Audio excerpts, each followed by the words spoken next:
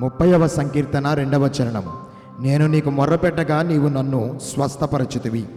John Roberts గారు ఒక వెలుగైన మిషనరీగా అమెరికా వెస్ట్లో అరాపహో మరియు సోషానో గిరిజన తెగల మధ్య సేవ చేశారు. 1853లో వేల్స్లో జన్మించిన ఆయన యవనములోనే యునైటెడ్ స్టేట్స్కు వలస వెళ్ళి అక్కడ ప్రజలకు క్రైస్తవ విశ్వాసాన్ని పరిచయం చేయడానికి తన జీవితాన్ని అంకితం చేశాడు.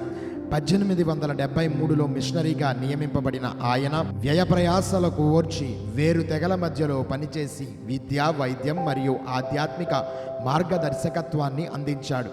గిరిజన పిల్లల కోసం పాఠశాలలు స్థాపించాడు. అనాథలకు ఆశ్రయం కల్పించాడు. వైద్య సేవలు అందించడం ఆయన ముఖ్యమైన కృషిగా నిలిచాయి.